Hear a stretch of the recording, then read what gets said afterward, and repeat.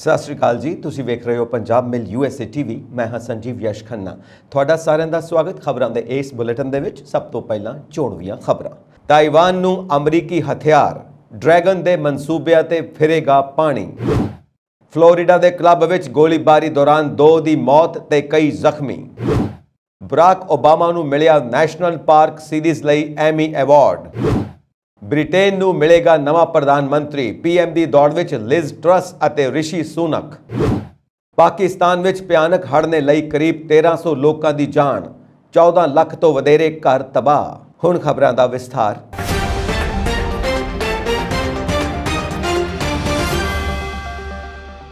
अमरीकी राष्ट्रपति Joe Biden प्रशासन ने ऐलान किया कि वह ताइवान नूं $1 बिलियन तो वध दे हथियार वेचेगा। विदेश विभाग ने कहा कि $1.09 बिलियन के हथियारों की विक्री विच $355 मिलियन की हवा तो समुद्र विच मार करने वालियां हारपून मिसाइलां अते $85 मिलियन की हवा तो हवा विच मार करने वालियां साइंड विंडर मिसाइलां शामिल हैं। हालांकि हथियारों का सब तो वड्डा हिस्सा ताइवान के निगरानी रडार प्रोग्राम लई $655 मिलियन का पैकेज है।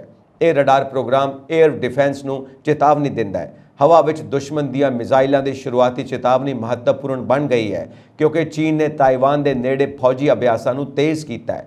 अमरीका के इस कदम नूं भड़काऊ दस्सिया चीन ने जवाबी कदम चुकण की गल कही। अमरीका का यह कदम चीन की चिंता वधाउण वाला है। चीन अपनी विस्तारवादी नीति ते चलदिआं पूरे दक्षिणी एशिया विच अपनी मौजूदगी कायम करना चाहुंदा है, पर हुण चीनी सरहद तो सिर्फ 160 किलोमीटर दूर अत आधुनिक अमरीकी मिसाइलां अते रडार प्रणालियां की तैनाती नाल उस दे मनसूबिਆਂ नूं चकनाचूर किया जा सकता है। अमरीका चीन विचाले वधिया तनाव। मीडिया रिपोर्ट मुताबिक वाशिंगटन स्थित चीनी दूतघर नूं अमरीका नूं सौदा रद्द करने लई कहा। दूतघर के बुलारे लियू पेंगियू ने कहा कि यह सौदा वाशिंगटन और बीजिंग विचाले संबंधों को बिगाड़ सकता है। अजिहा करके अमरीकी सरकार चीन के अंदरूनी मामलों में दखल अंदाजी कर रही है। चीन इसके खिलाफ जवाबी कदम चुकेगा। माहिरां दा मनना है कि अमरीका और ताइवान विचाले इस डील नाल वाशिंगटन और बीजिंग विचाले तनाव होर वधेगा। अमरीका विच उत्तरी पूर्वी फ्लोरिडा के एक क्लब विच लोकां दरमियान हुई झड़प विच गोली लगन कारण 2 लोगों की मौत हो गई और कई होर जख्मी हो गए। अधिकारियों ने एतवार नूं यह जानकारी दी। प्लाटका फायर रेस्क्यू ने ट्विटर ते दस्सिया कि विक्स स्पर क्लब विच शनिवार रात गोलीबारी हुई। एजेंसी ने ट्वीट करके दस्सिया कि कई लोगों नूं गोलियां लगियां ने अते कई अलर्ट जारी किए गए ने। कई एयर मेडिकल हैलीकॉप्टर तैनात ने। प्लाटका पुलिस विभाग ने फेसबुक ते एक पोस्ट राही दस्सिया कि 4 लोगों नूं गोलियां लगियां ने अते एक व्यक्ति ते किसी भारी वस्तु नाल हमला किया गया है। उसने दस्सिया कि गोलियां लगन कारण 2 लोगों की मौत हो गई अते 3 होरां नूं हस्पताल दाखिल करवाया गया है।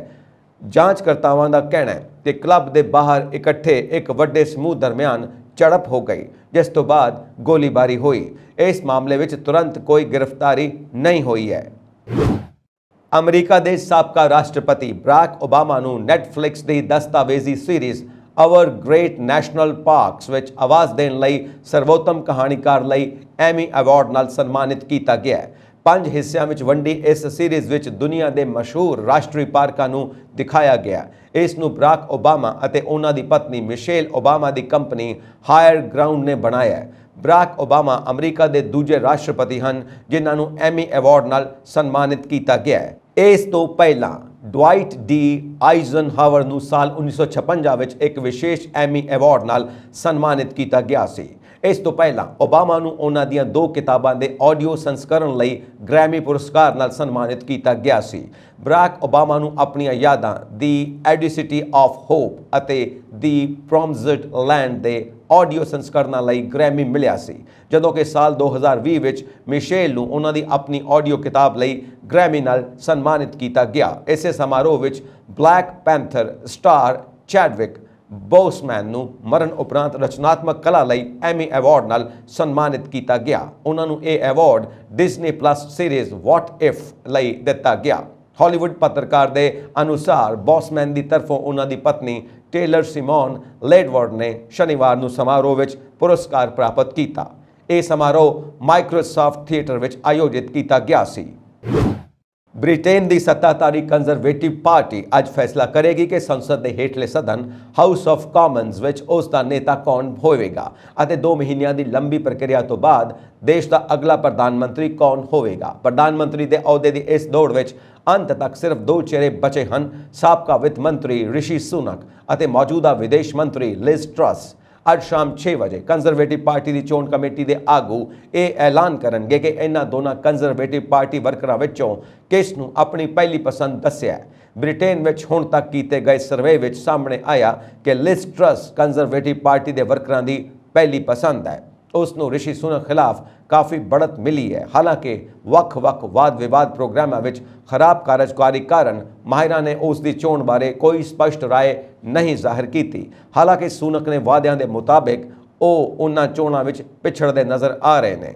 मज़ेदार गल यह है कि ब्रिटेन के अगले प्रधानमंत्री जो अज ट्रस और सुनक विचों चुने जाएंगे 6 सालों में इस देश के चौथे प्रधानमंत्री होंगे। इस तो पहला David Cameron, Theresa May, Boris Johnson 2016 तो 2022 तक ਵੱਖ-ਵੱਖ अंतरालों में प्रधानमंत्री के अहुदे ते रह चुके हैं। ब्रिटेन के प्रधानमंत्री के अहुदे लई दावेदारी में अगे दसी जा रही लिज ट्रस की जिंदगी भी काफ़ी दिलचस्प है। ट्रस इस समय ब्रिटेन के विदेश मंत्री हैं।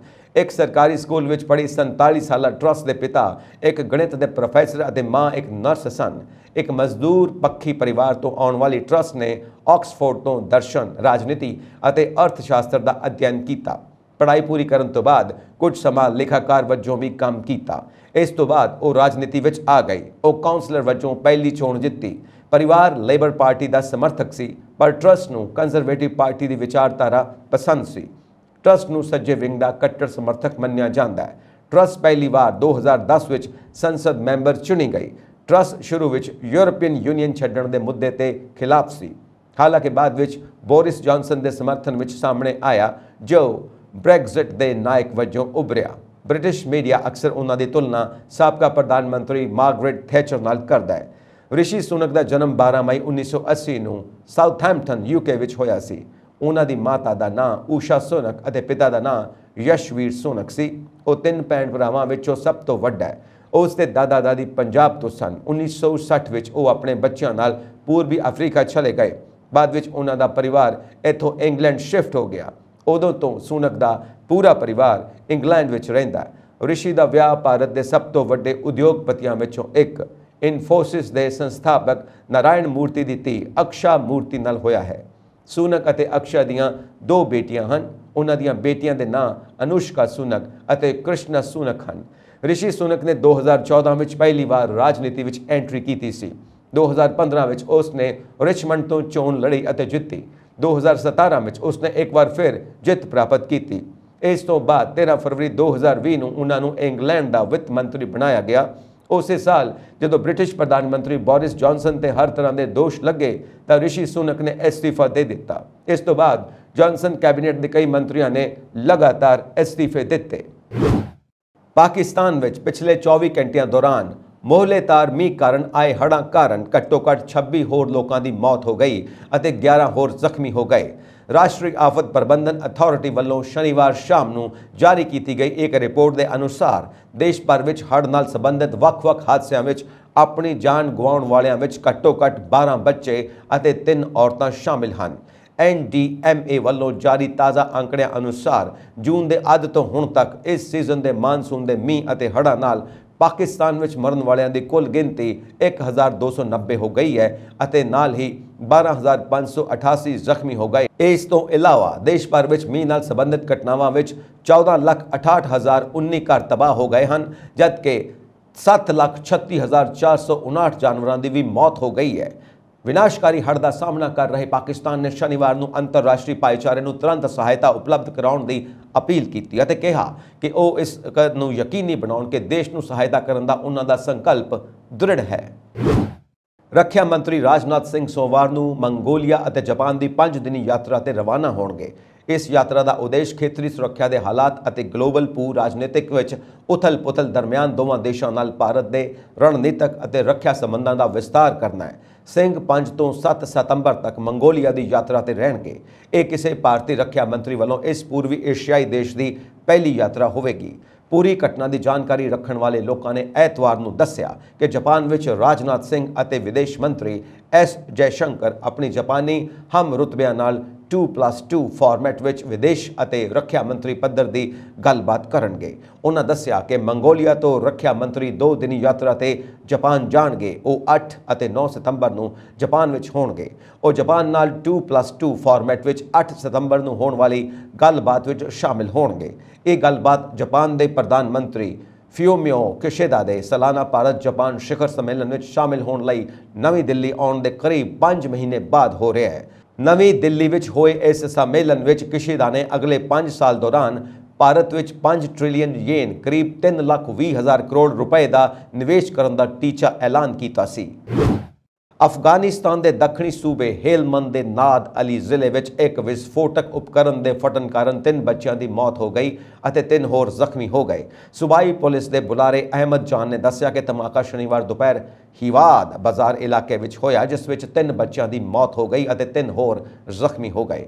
ਅਧਿਕਾਰੀ ਨੇ ਹੋਰ ਜ਼ਿਆਦਾ ਜਾਣਕਾਰੀ ਦਿੰਦੇ ਹੋਏ ਦੱਸਿਆ ਕਿ ਸਾਰੇ ਪੀੜਿਤ ਇੱਕ ਧਾਰਮਿਕ ਸਕੂਲ ਦੇ ਵਿਦਿਆਰਥੀ ਸਨ। ਜ਼ਿਕਰਯੋਗ ਹੈ ਕਿ ਇੱਕ ਦਿਨ ਪਹਿਲਾਂ ਯਾਨੀ ਸ਼ੁੱਕਰਵਾਰ ਨੂੰ ਅਫਗਾਨਿਸਤਾਨ ਦੇ ਪੱਛਮੀ ਸੂਬੇ ਹੈਰਾਤ ਵਿੱਚ ਇੱਕ ਮਸਜਿਦ ਵਿੱਚ ਹੋਏ ਧਮਾਕੇ ਵਿੱਚ ਇੱਕ ਪ੍ਰਸਿੱਧ ਮੌਲਵੀ ਸਮੇਤ 18 ਲੋਕਾਂ ਦੀ ਮੌਤ ਹੋ ਗਈ ਸੀ ਅਤੇ 23 ਹੋਰ ਜ਼ਖਮੀ ਹੋ ਗਏ ਸਨ। ਚੀਨ ਨੇ ਇੱਕ ਵਾਰ ਫਿਰ ਦਲਾਈ ਲਾਮਾ ਦਾ ਉੱਤਰਾਧਿਕਾਰੀ ਚੁਣਨ ਨੂੰ ਲੈ ਕੇ ਵਿਵਾਦ ਖੜਾ ਕਰ ਦਿੱਤਾ ਹੈ। ਚੀਨੀ ਕਮਿਊਨਿਸਟ ਪਾਰਟੀ ਦੀ ਸਰਕਾਰ ਅਗਲੇ ਦਲਾਈ ਲਾਮਾ ਦੀ ਚੋਣ ਵਿੱਚ ਅੰਤਿਮ ਅਧਿਕਾਰ ਦੇ ਆਪਣੇ ਦਾਅਵੇ ਤੇ ਕਾਇਮ ਹੈ। ਇਸ ਦੌਰਾਨ ਚੀਨ ਨੇ ਸ਼ਨੀਵਾਰ ਨੂੰ ਦਾਅਵਾ ਕੀਤਾ ਕਿ ਤਿੱਬਤੀ ਅਧਿਆਤਮਕ ਆਗੂ ਦਲਾਈ ਲਾਮਾ ਦੇ ਅਗਲੇ ਉੱਤਰਾਧਿਕਾਰੀ ਵਜੋਂ 14ਵੇਂ ਦਲਾਈ ਲਾਮਾ ਤੇਨਜਿਨ ਗਿਆਤਸੋ ਨੂੰ ਚੁਣਨ ਦਾ ਪੂਰਾ ਅਧਿਕਾਰ ਉਸ ਕੋਲ ਹੈ। ਪਰ ਚੀਨ ਦਾ ਦਾਅਵਾ ਅਮਰੀਕਾ ਤਿੱਬਤ ਨੀਤੀ ਦੇ ਉਲਟ ਹੈ, ਜਿਸ ਵਿੱਚ ਕਿਹਾ ਗਿਆ ਹੈ ਕਿ ਦਲਾਈ ਲਾਮਾ ਦੇ ਉੱਤਰਾਧਿਕਾਰੀ ਦੀ ਚੋਣ ਤਿੱਬਤੀਆਂ ਦੇ ਹੱਥ ਵਿੱਚ ਹੈ। ਤਿੱਬਤ ਦੇ ਮੌਜੂਦਾ ਦਲਾਈ ਲਾਮਾ ਤੇਨਜਿਨ ਗਿਆਤਸੋ ਹਨ। ਉਹਨਾਂ ਨੂੰ ਉੱਤਰਾਧਿਕਾਰੀ ਵਜੋਂ ਉਦੋਂ ਚੁਣਿਆ ਗਿਆ ਸੀ ਜਦੋਂ ਉਹ 2 ਸਾਲ ਦੇ ਸਨ। ਤਿੱਬਤ ਤੇ ਚੀਨ ਦੇ ਕਬਜ਼ੇ ਤੋਂ ਬਾਅਦ ਉਹਨਾਂ ਨੂੰ ਭਾਰਤ ਨੂੰ ਆਉਣਾ ਪਿਆ। ਉਦੋਂ ਤੋਂ ਉਹ ਹਮੇਸ਼ਾ ਚੀਨ ਦੇ ਨਿਸ਼ਾਨੇ ਤੇ ਰਹੇ ਹਨ। ਚੀਨੀ ਅਧਿਕਾਰੀਆਂ ਨੇ ਹੁਣ ਇਹ ਫੈਸਲਾ ਕਰ ਲਈ ਕਿ ਅਗਲਾ ਦਲਾਈ ਲਾਮਾ ਕਿਵੇਂ ਚੁਣਿਆ ਜਾਵੇ। ਇੱਕ ਆਦੇਸ਼ ਪਾਸ ਕੀਤਾ ਕਿ ਇਹਨਾਂ ਵਿੱਚੋਂ 1 ਸਤੰਬਰ 2007 ਦਾ ਆਦੇਸ਼ ਆਰਡਰ ਨੰਬਰ 5 ਹੈ, ਜੋ ਤਿੱਬਤੀ ਬੁੱਧ ਧਰਮ ਵਿੱਚ ਜਿਉਂਦੇ ਬੁੱਧਾਂ ਦੇ ਪੁਨਰ ਜਨਮ ਦੇ ਪ੍ਰਬੰਧਨ ਲਈ ਉਪਾਵਾਂ ਦੀ ਰੂਪਰੇਖਾ ਦਰਸਾਉਂਦਾ ਹੈ। ਇਸ ਆਦੇਸ਼ ਦੇ ਅਨੁਸਾਰ ਚੀਨ ਦੇ ਸਾਰੇ ਬੋਧੀ ਮੰਦਰਾਂ ਨੂੰ ਪੁਨਰ ਜਨਮ ਲਾਮਾ ਨੂੰ ਮਾਨਤਾ ਦੇਣ ਦੀ ਇਜਾਜ਼ਤ ਦੇਣ ਤੋਂ ਪਹਿਲਾਂ ਅਗਲੇ ਦਲਾਈ ਲਾਮਾ ਲਈ ਪੁਨਰ ਜਨਮ ਦੀ ਅਰਜ਼ੀ ਨੂੰ ਪਹਿਲਾਂ ਪੇਸ਼ ਕੀਤਾ ਜਾਣਾ ਚਾਹੀਦਾ ਹੈ। ਇਸ ਤਰ੍ਹਾਂ ਚੀਨੀ ਰਾਜ ਨੇ ਆਪਣੇ ਆਪ ਨੂੰ ਇਸ ਮਾਮਲੇ ਵਿੱਚ ਅੰਤਿਮ ਵਿਚੋਲਾ ਬਣਾਇਆ ਕਿ ਕੀ ਲਾਮਾ ਦਾ ਪੁਨਰ ਜਨਮ ਹੋਇਆ ਜਾਂ ਨਹੀਂ, ਜਿਸ ਕਾਰਨ ਇਹ ਕਹਿਣ ਦੀ ਲੋੜ ਨਹੀਂ ਹੈ ਕਿ ਦੇਸ਼ ਵਿਦੇਸ਼ ਵਿੱਚ ਤਿੱਬਤੀ ਨਿਰਾਸ਼ ਹਨ।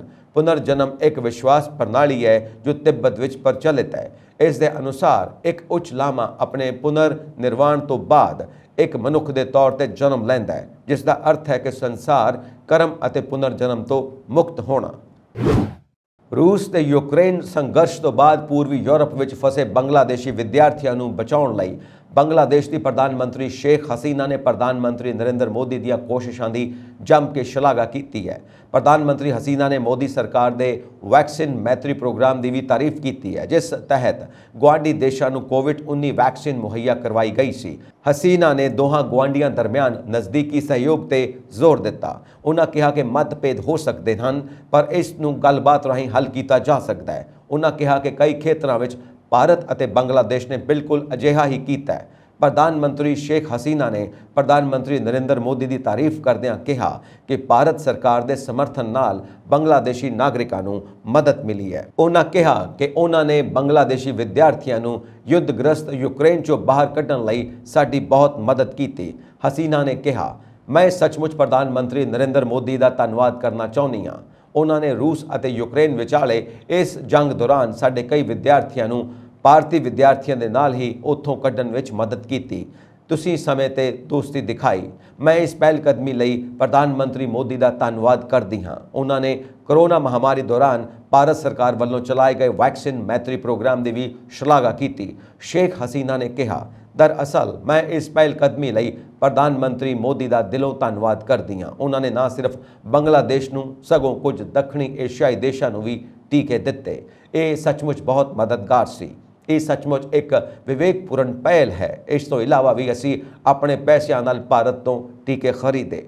शेख हसीना ने अपने देश के टीकाकरण प्रोग्राम बारे भी जानकारी दी।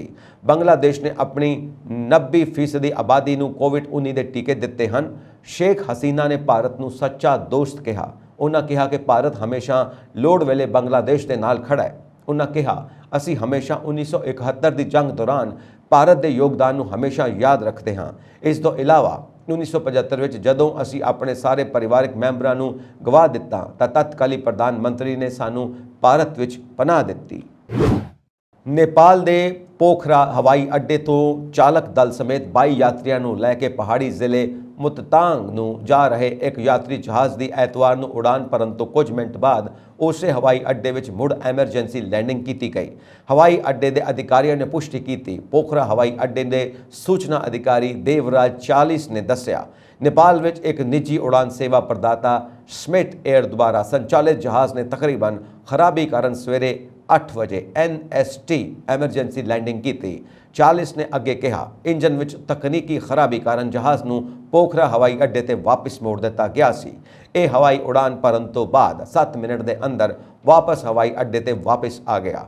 ਪਾਇਲਟ ਨੇ ਸੰਕੇਤ ਵਿੱਚ ਕੁਝ ਸਮੱਸਿਆਵਾਂ ਦੱਸੀਆਂ ਅਤੇ ਸਿੰਗਲ ਇੰਜਨ ਦੀ ਮਦਦ ਨਾਲ ਲੈਂਡਿੰਗ ਕੀਤੀ। ਇਸ ਮੁੱਦੇ ਦੀ ਜਾਂਚ ਚੱਲ ਰਹੀ ਹੈ। अधिकारी मुताबिक जहाज़ सवेरे 8:06 ते रनवे ते वापस आ गया सी। जहाज़ विच 18 यात्री अते चालक दल के 4 मैंबर सवार सन। इस तो पहला मई विच तारा एयर का यात्री जहाज़ पहाड़ी खेतर विच क्रैश हो गया सी, जिस विच सवार सारे लोगों की मौत हो गई सी। जहाज़ 30 मई को 22 लोगों के नाल रडार तो बाहर हो गया सी अते एक दिन बाद टुकड़ियां विच मिलिया सी। भारत विच रूस के राजदूत डेनिस एलिपोव ने कहा कि 3 मुल्की रूस भारत चीन RIC समूह विच एक दूजे नाल सहयोग लई कमाल की समर्थ है अते ये नवी दिल्ली ते पेइचिंग दरमियान उसारू संवाद के प्रचार प्रसार लई मददगार चौखटा साबित हो सकता है। राजदूत ने इस खबर एजेंसी को दस्या कि कुछ होरना ताकतां दी नीतियां के मुकाबले इस 3 मुल्की समूह की पहुँच बिल्कुल वखरी है। एलिपोव ने कहा कि भारत ते चीन कुछ मसलियां नूं लैके एक दूजे नाल इत्तेफाक नहीं रखते, पर यह होर ताकतां अपनी नीतियां दी मिथ के दुरवरतों करदियां हन। रूसी राजदूत ने अमरीका की अगवाई वाली हिंद प्रशांत महलकदमी की भी नुकताचीनी की थी। एलिपोव ने कहा कि यह चीन नूं घेरन नाल जुड़ी नीति का हिस्सा है। राजदूत ने हालांकि क्वाड विच भारत वालों वंड पाऊ बयानों नूं लैके लए स्टैंड की शलाघा की। राजदूत ने कहा 3 मुल्की समूह रिक करके खिते विच आपसी समझ विश्वास ते स्थिरता वधी है ते ये मैंबर मुल्कां विच सहयोग ते तालमेल वधाउण विच होर योगदान पा सकता है। एलिपोव ने कहा यकीनी तौर पर रूस लई ये तरजीही फरमान है ते साडा मनना है कि ये नवी दिल्ली ते पेइचिंग दरमियान उसारू गलबात के प्रचार प्रसार लई मददगार साबित हो सकता है।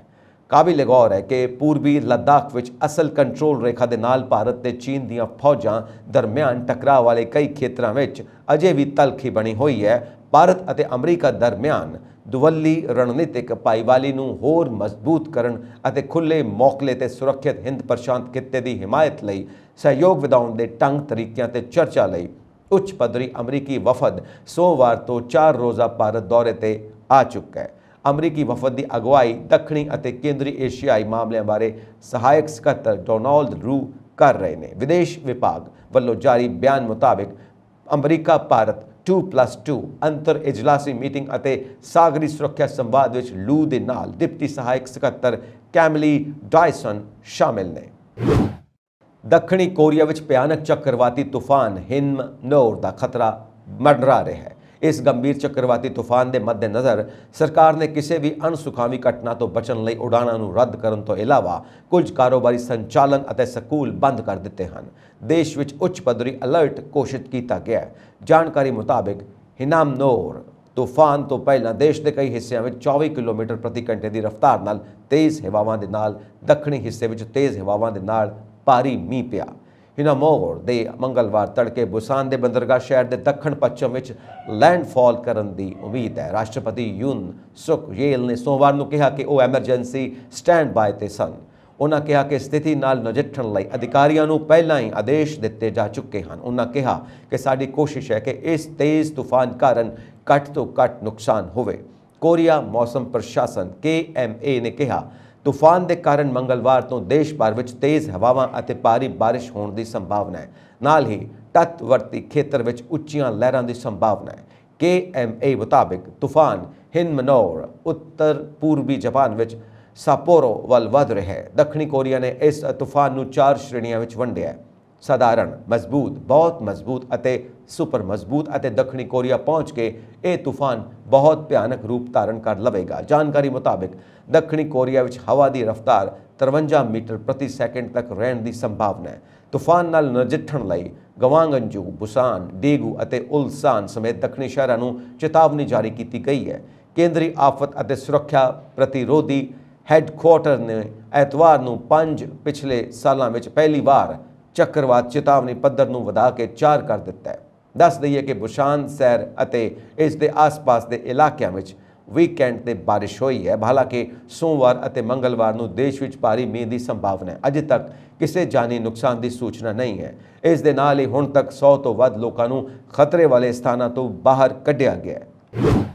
ਅਧਿਆਪਕ ਦਿਵਸ ਦੇ ਮੌਕੇ ਤੇ ਪੰਜਾਬ ਸਰਕਾਰ ਨੇ ਅਧਿਆਪਕਾਂ ਨੂੰ ਵੱਡਾ ਤੋਹਫਾ ਦਿੰਦਿਆਂ ਪੰਜਾਬ ਦੇ ਸਰਕਾਰੀ ਕਾਲਜਾਂ ਅਤੇ ਯੂਨੀਵਰਸਿਟੀਆਂ ਵਿੱਚ 7ਵਾਂ ਪੇ ਸਕੇਲ ਲਾਗੂ ਕਰਨ ਦਾ ਐਲਾਨ ਕੀਤਾ।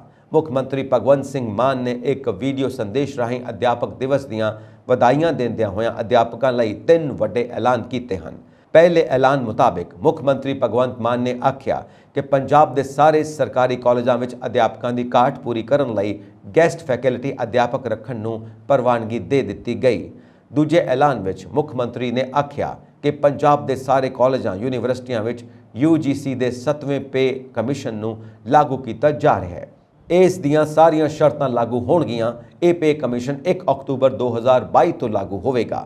ਤੀਜੇ ਐਲਾਨ ਵਿੱਚ ਆਖਿਆ ਗਿਆ ਕਿ ਜਿਹੜੇ ਗੈਸਟ ਫੈਕਲਟੀ ਅਧਿਆਪਕ ਪਿਛਲੇ 18-20 ਸਾਲਾਂ ਤੋਂ ਪੜ੍ਹਾ ਰਹੇ ਨੇ, ਉਹਨਾਂ ਦੇ ਮਾਨ ਸਨਮਾਨ ਅਤੇ ਭੱਤੇ ਵਿੱਚ ਵਾਧਾ ਕੀਤਾ ਜਾਵੇਗਾ। ਇਹਨਾਂ ਸਾਰਿਆਂ ਦਾ ਨੋਟੀਫਿਕੇਸ਼ਨ ਬਹੁਤ ਜਲਦੀ ਜਾਰੀ ਕਰ ਦਿੱਤਾ ਜਾਵੇਗਾ। ਆਪਣੇ ਸੰਬੋਧਨ ਵਿੱਚ ਮੁੱਖ ਮੰਤਰੀ ਭਗਵੰਤ ਮਾਨ ਨੇ ਕਿਹਾ ਕਿ ਅਧਿਆਪਕ ਕੌਮ ਦੇ ਨਿਰਮਾਤਾ ਹਨ। ਪੰਜਾਬ ਦਾ ਭਵਿੱਖ ਅਤੇ ਨੀਹਾਂ ਮਜ਼ਬੂਤ ਕਰਨ ਵਿੱਚ ਅਧਿਆਪਕ ਅਹਿਮ ਯੋਗਦਾਨ ਪਾ ਰਹੇ ਹਨ। ਲਿਹਾਜ਼ਾ ਪੰਜਾਬ ਸਰਕਾਰ ਵੱਲੋਂ ਅਧਿਆਪਕਾਂ ਲਈ ਵਿਸ਼ੇਸ਼ ਉਪਰਾਲੇ ਕੀਤੇ ਜਾ ਰਹੇ ਹਨ। ਕਰੀਬ 1200 ਕਰੋੜ ਰੁਪਏ ਸਾਲਾਨਾ ਦੀ ਬਿਜਲੀ ਚੋਰੀ ਰੋਕਣ ਲਈ ਪੰਜਾਬ ਸਰਕਾਰ ਨੇ ਫਿਰ ਸਮਾਰਟ ਬਿਜਲੀ ਮੀਟਰ ਲਾਉਣ ਦੀ ਕਵਾਇਦ ਸ਼ੁਰੂ ਕਰ ਦਿੱਤੀ ਹੈ। ਇਸ ਵਾਰ ਸਮਾਰਟ ਮੀਟਰ ਲਾਉਣ ਦੀ ਸ਼ੁਰੂਆਤ ਸਰਕਾਰੀ ਦਫ਼ਤਰਾਂ ਅਤੇ ਸਰਕਾਰੀ ਕਰਮਚਾਰੀਆਂ ਦੇ ਘਰਾਂ ਤੋਂ ਕੀਤੀ ਗਈ ਹੈ। Punjab state power corporation limited ਨੇ ਇਹ ਕੰਮ ਹਰ ਹਾਲ ਵਿੱਚ ਆਉਣ ਵਾਲੀ 15 ਸਤੰਬਰ ਤੱਕ ਮੁਕੰਮਲ ਕਰਨ ਦੀ ਸਖਤ ਹਿਦਾਇਤ ਕੀਤੀ ਹੈ ਅਤੇ ਇਸ ਸੰਬੰਧੀ ਬਕਾਇਦਾ ਸਰਕਾਰੀ ਪੱਤਰ ਵੀ ਜਾਰੀ ਕੀਤਾ ਹੈ। ਸੂਤਰਾਂ ਅਨੁਸਾਰ ਇਸ ਤੋਂ ਬਾਅਦ ਵਪਾਰਕ ਅਦਾਰਿਆਂ ਅਤੇ ਫਿਰ ਘਰੇਲੂ ਖਪਤਕਾਰਾਂ ਨੂੰ ਵੀ ਸਮਾਰਟ ਮੀਟਰ ਯੋਜਨਾ ਵਿੱਚ ਸ਼ਾਮਿਲ ਕੀਤਾ ਜਾਵੇਗਾ। 5 ਮਹੀਨੇ ਪਹਿਲਾਂ ਵੀ ਕੇਂਦਰ ਸਰਕਾਰ ਦੀਆਂ ਹਦਾਇਤਾਂ ਤੇ ਬਿਜਲੀ ਚੋਰੀ ਰੋਕਣ ਲਈ ਸਮਾਰਟ ਮੀਟਰ ਲਾਉਣ ਲਈ ਕਿਹਾ ਗਿਆ ਸੀ। ਇਹਨਾਂ ਸਮਾਰਟ ਬਿਜਲੀ ਮੀਟਰਾਂ ਨੂੰ ਪ੍ਰੀਪੇਡ ਬਿਜਲੀ ਮੀਟਰਾਂ ਵਜੋਂ ਚਲਾਇਆ ਜਾਣਾ ਸੀ, ਪਰ ਪੰਜਾਬ ਦੇ ਕਿਸਾਨਾਂ ਨੇ ਇਸ ਦਾ ਵਿਰੋਧ ਕਰ ਦਿੱਤਾ ਅਤੇ ਸੰਘਰਸ਼ ਦੀ ਚੇਤਾਵਨੀ ਦਿੱਤੀ। ਉਹਨਾਂ ਦਿਹਾਤੀ ਖੇਤਰਾਂ ਵਿੱਚ ਸਮਾਰਟ ਬਿਜਲੀ ਮੀਟਰ ਲਾਉਣ ਵਾਲੇ ਕਰਮਚਾਰੀਆਂ ਦਾ ਵਿਰੋਧ ਕਰਨ ਦਾ ਵੀ ਐਲਾਨ ਕਰ ਦਿੱਤਾ। ਜ਼ਿਕਰਯੋਗ ਹੈ ਕਿ ਸਧਾਰਨ ਬਿਜਲੀ ਮੀਟਰ ਦੀ ਕੀਮਤ 1500 ਰੁਪਏ ਤੱਕ ਹੈ, ਜਦਕਿ ਸਮਾਰਟ ਬਿਜਲੀ ਮੀਟਰ ਦੀ ਕੀਮਤ 7000 ਰੁਪਏ ਤੱਕ ਸੀ। ਕਿਸਾਨਾਂ ਦੇ ਵਿਰੋਧ ਕਾਰਨ ਪੰਜਾਬ ਸਰਕਾਰ ਨੂੰ ਸਮਾਰਟ ਬਿਜਲੀ ਮੀਟਰ ਲਾਉਣ ਦਾ ਫੈਸਲਾ ਵਾਪਸ ਲੈਣਾ ਪਿਆ। ਇਸ ਦੇ ਬਾਵਜੂਦ 85000 ਬਿਜਲੀ ਦੇ ਸਮਾਰਟ ਮੀਟਰ ਲਾ ਦਿੱਤੇ ਗਏ, ਪਰ ਉਹਨਾਂ ਨੂੰ ਪ੍ਰੀਪੇਡ ਬਿਜਲੀ ਮੀਟਰ ਵਿੱਚ ਤਬਦੀਲ ਨਹੀਂ ਕੀਤਾ ਜਾ ਸਕਿਆ ਸੀ। ਪਰ ਉਦੋਂ ਕੇਂਦਰ ਸਰਕਾਰ ਨੇ ਸਾਫ਼ ਤੌਰ ਤੇ ਕਿਹਾ ਸੀ ਕਿ ਜੇਕਰ ਪੰਜਾਬ ਵਿੱਚ ਸਮਾਰਟ ਬਿਜਲੀ ਮੀਟਰ ਨਾ ਲਾਏ ਗਏ ਤਾਂ ਕੇਂਦਰ ਸਰਕਾਰ ਨੂੰ ਬਿਜਲੀ ਸੁਧਾਰਾਂ ਲਈ ਫੰਡ ਬੰਦ ਕਰਨ ਲਈ ਮਜਬੂਰ ਹੋਣਾ ਪਵੇਗਾ। ਮੁੱਖ ਮੰਤਰੀ ਭਗਵੰਤ ਮਾਨ ਨੇ ਖੁਦ ਸੱਤਾ 'ਚ ਆਉਣ ਤੋਂ ਬਾਅਦ ਕਿਹਾ ਕਿ ਬਿਜਲੀ ਚੋਰੀ ਨੂੰ ਹਰ ਹਾਲ ਵਿੱਚ ਰੋਕਿਆ ਜਾਵੇ। ਇਸੇ ਕਾਰਨ ਬਿਜਲੀ ਨਿਗਮ ਦੀਆਂ ਵੱਖ-ਵੱਖ ਟੀਮਾਂ ਨੇ ਪੰਜਾਬ ਵਿੱਚ ਵੱਖ-ਵੱਖ ਥਾਵਾਂ ਤੇ ਛਾਪੇਮਾਰੀ ਕੀਤੀ ਸੀ ਅਤੇ ਬਿਜਲੀ ਚੋਰੀ ਦੇ ਅਨੇਕਾਂ ਮਾਮਲੇ ਫੜੇ ਸਨ ਅਤੇ ਕਈ ਕਰੋੜ ਦਾ ਜੁਰਮਾਨਾ ਵਸੂਲਿਆ ਸੀ। ਬਿਜਲੀ ਚੋਰੀ ਕਰਨ ਵਾਲਿਆਂ ਵਿੱਚ ਧਾਰਮਿਕ ਡੇਰੇ, ਪੁਲਿਸ ਥਾਣੇ, ਪੁਲਿਸ ਕਰਮਚਾਰੀਆਂ ਦੇ ਕੁਆਟਰ ਆਦਿ ਸ਼ਾਮਿਲ ਸਨ। ਸਰਕਾਰੀ ਸੂਤਰਾਂ ਤੋਂ ਪ੍ਰਾਪਤ ਜਾਣਕਾਰੀ ਅਨੁਸਾਰ ਪੰਜਾਬ ਵਿੱਚ ਕਰੀਬ 1200 ਕਰੋੜ ਰੁਪਏ ਦੀ ਸਾਲਾਨਾ ਬਿਜਲੀ ਚੋਰੀ ਹੁੰਦੀ ਹੈ, ਜੋ ਰੋਜ਼ਾਨਾ 3.25 ਕਰੋੜ ਰੁਪਏ ਦੀ ਬਿਜਲੀ ਚੋਰੀ ਬਣਦੀ ਹੈ। ਬਿਜਲੀ ਚੋਰੀ ਵਿੱਚ 700 ਕਰੋੜ ਰੁਪਏ ਦੀ ਬਿਜਲੀ ਚੋਰੀ ਸ਼ਹਿਰੀ ਖੇਤਰਾਂ ਵਿੱਚ ਅਤੇ 500 ਕਰੋੜ ਰੁਪਏ ਦੀ ਬਿਜਲੀ ਚੋਰੀ ਦਿਹਾਤੀ ਖੇਤਰ ਵਿੱਚ ਚੋਰੀ ਹੁੰਦੀ ਹੈ।